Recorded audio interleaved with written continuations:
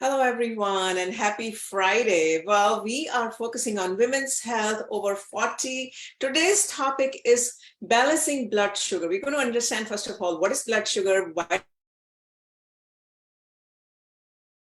How do we balance it? With Rebecca Hazelton. She is joining me live. She is a licensed nutritionist plus health transformation coach. Welcome, Rebecca. Thanks, Anita. I'm glad to be here.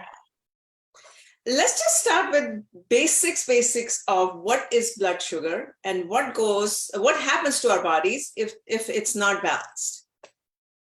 Yeah, it's a great question. So blood sugar gets a lot of attention, but not everyone actually understands what it is unless they get diagnosed with a large imbalance or a disease involving blood sugar.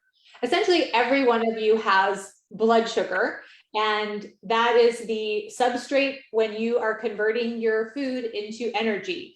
You break down your food into different byproducts. When you eat carbohydrate, you break down those carbohydrates into glucose or blood sugar, and that helps fuel your body so that your body can do all the things that it needs to do. And it's ideal to have that be a balanced level and not get too high or drop down too low. And the way that you would know that you were not in balance is you would be experiencing symptoms.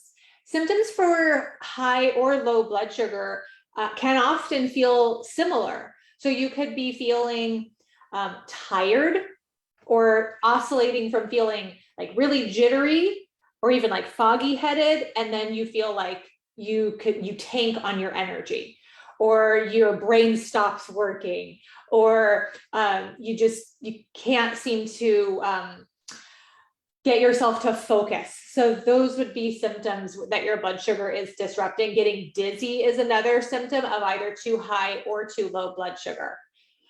There are many other symptoms that are more long-term. So longer-term symptoms, meaning when your blood sugar is imbalanced for an extended period of time, weeks, months, or years, would be more systemic conditions of weight imbalance. You could notice issues with your hair, skin, or nails, with poor wound healing. That's a classic sign that your blood sugar is imbalanced. Stubborn weight gain, that's often involved when your blood sugars are chronically running too high.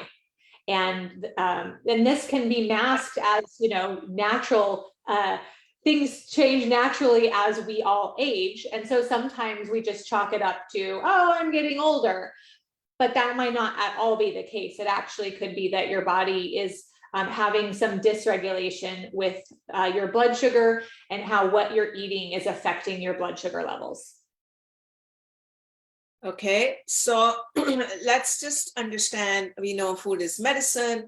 What type of nutrition or diet that we should follow so that our blood sugar is in balance? That's number one. And if it goes out of balance, how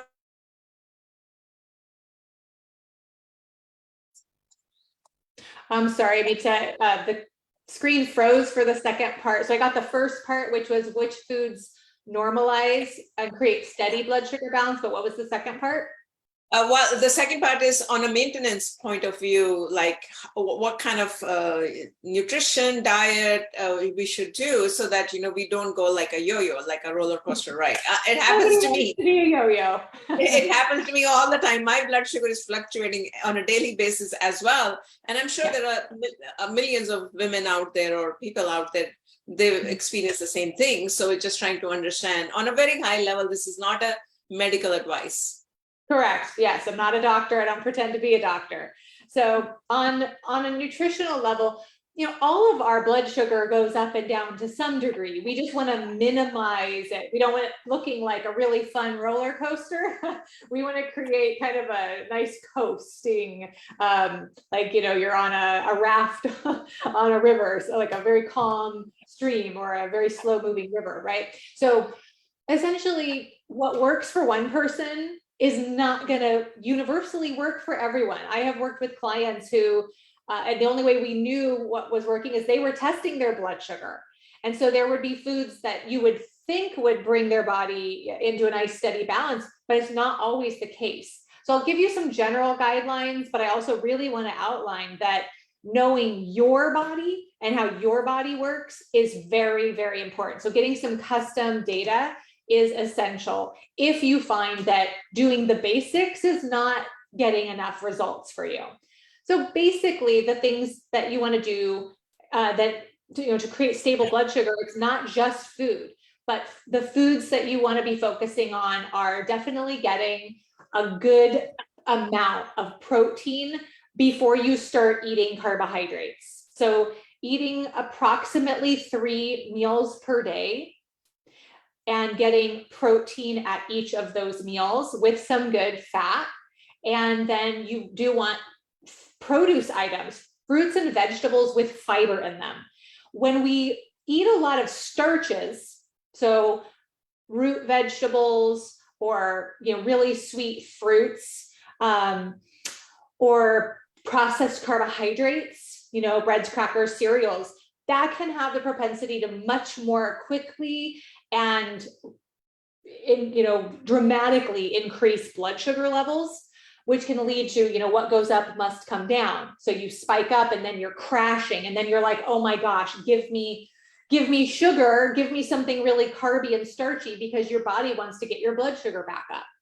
So some really good examples of balancing meals would be, like a soup with protein and vegetables in it. So either animal proteins, meat or fish or poultry, or some sort of vegetable protein. So having, tempeh or tofu, non-GMO, of course, or some legumes, mushrooms. Those can be really good things with vegetables to help stabilize your blood sugar. But focusing on, a good amount of protein and a good amount of vegetables, maybe some, good fibrous fruits, that's going to help with stabilizing blood sugar from a food perspective. But there's a lot more to it than just food. Getting adequate hydration is very important. Getting enough sleep. So your body does need at least 7 hours of sleep reliably each night. If we don't get enough sleep, you're going to be insulin resistant. That means that the hormone that helps to balance your blood sugar, that gets your, the fuel from your food into the cells, you're not listening to it very effectively. It's not having the effect on your cells as it should. And so just even if you were eating perfectly, if your sleep is imbalanced, that's going to create or can create blood sugar imbalance. If you're eating great, but you're not moving your body needs exercise, it needs movement, that can affect your blood sugar adversely as well. So it's multifactorial is what I'm trying to convey. Okay, well, thank you so much. This is a quick 5 to 10 minute session that we bring on a daily basis. Anything else you want to add quickly before I wrap up? Oh my gosh, are we kidding? That went by so fast. So yeah, I would like to add that there is a link also between the stress hormone cortisol and blood sugar or glucose. So for some percentage of the population, again, you can be doing all of the right things with your food, but it's not going to make a significant difference if you have a lot of stress, either emotional stress or some kind of hidden stress. Hidden stress can be some sort of imbalance in the gut. That's one of my areas of specialty, is working on gut health. If there's food sensitivity or if there's inflammation, then all of those things, those can contribute to raising cortisol levels in the body, which can also raise up glucose levels. And so that's one thing that sets my approach apart from other nutritionists, is helping clients to really identify if you are having imbalanced blood sugar, why? Is it your food or is it another factor? And then help you to, get the habits in place so that you can successfully balance your own chemistry. I think that's an excellent point that you made. It's not just one thing, right? We know that our mind and body is connected. We all know that now. And if no matter what kind of amazing foods that we then the body is going to get cuckoo too. So I mean, I'm using a very simple layman language here, and using blood sugar as a cuckoo part. but you're totally right. that is so important. Yeah, that is exactly what we are trying to tell everyone is the holistic lifestyle, the holistic platform is what we are building to manage, to help with both our mind and body together. They do not, they are not like two different compartments here. We need to bring them and fuse them together. And that's what exactly what you're talking about. Any last words you want to share quickly, your website, Insta? You're welcome to do that so that people know where to join you.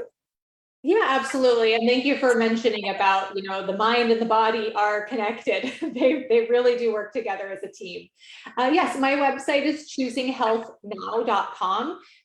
You can reach out to me there. I've got some helpful blogs on balancing all aspects of health, including blood sugar on there. And I am on Insta a bit, but I'm more on my Facebook page, which is Choosing Health.